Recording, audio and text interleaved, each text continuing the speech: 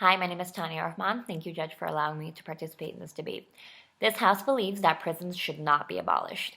I define a prison as a physical facility where individuals convicted of crime must live throughout a given sentence.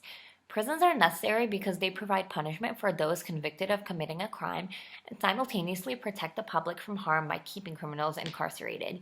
Prisons provide a way of removing violence and people who commit crimes from the public and provides reassurance to victims of criminals. First, I would like to state that although I agree that prisoners are subject to significant abuse inside the prison, the abuse that they commit towards members of society and innocent human beings outweigh the abuse that they face.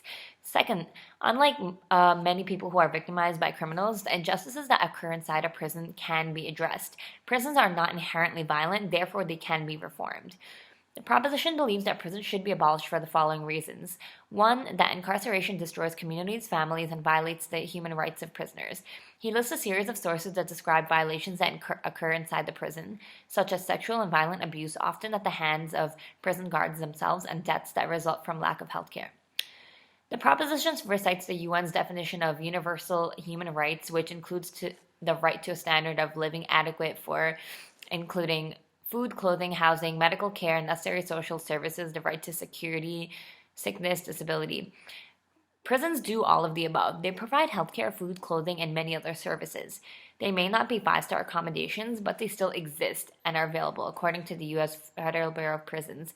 When a person commits a crime, they essentially lose many liberties, so they really don't even deserve all the services that they are provided.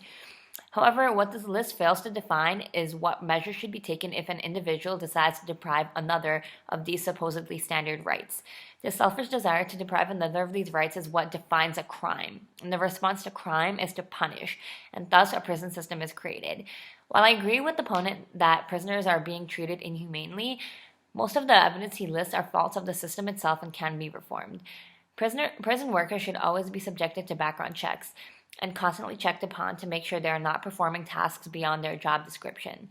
The U.S. Bureau of Justice shows that crime rates are decreasing, yet incarceration rates are increasing, particularly by people of color, which points out discrimination and inequality in the justice policies before imprisonment. We need to target these unfair policies and reform them so that the right criminals are being punished. Many people who are currently in prison are there because they repeatedly commit the same or other offenses after their first incarceration, leading to a cycle of imprisonment. We need to address these behaviors so that they do not occur while still keeping prisons, because there will always be a part of society who will disregard civility and pose danger to others' lives and must be imprisoned. Stating otherwise would display a hopeless sense of ignorance. The proposition also states that prison reform is necessary, but at the same time, he's arguing for the abolition of prisons altogether. Both cannot be conducted at once, so it only succeeds in supporting my argument. The number of prisons increases with the increase in crime and criminals. They are directly correlated. The existence of a prison is not what leads to crimes being committed. By that logic, it means that a serial killer who's on a murder rampage is motivated by the existence of a prison nearby. Clearly, the argument makes no sense, but it is the argument that the proposition uses. Therefore, it is invalid. He also states that abolishing prisons would make society safer and more humane, but he provides no statistical evidence that this is true, nor does he provide any form of resolution.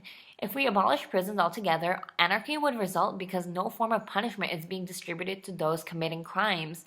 Since the proposition provides no alternative to what would happen to prisoners if prisons were to be abolished, it means that they would all walk free and create havoc in communities worldwide. Abolishing prisons would lead to anarchy, which would in turn further destroy the same communities that the proposition wants to preserve. There are many factors that can contribute to the rehabilitation of a community, and not all of them are illegal in the eyes of the law, so abolishing prisons would not lead to a perfect society. My proposition's argument is therefore invalid because its argument refutes his own claim that the resolution would build safer and stronger communities, because it would in fact do the opposite. My resolution is to reform both judicial policies and the prison system. This means changing policies that put people into prisons in the first place so we can avoid wrongful convictions, heavy sentences for light crimes, and the targeting of minorities, while simultaneously working to reform conditions inside of prisons, particularly punishing officers and inmates who violate basic human rights of others, and working with state governments to provide improved forms of health care that immediately address problems rather than neglect prisoners' well-being. This is a good resolution because it addresses issues of racism within the prison system and addresses the issue of human rights violations within the system, while still providing a means of punishing criminals who deserve their time. My own resolution provides a much stronger solvency and fixes the proposition's arguments against prisons. Therefore, I should win this debate. Thanks.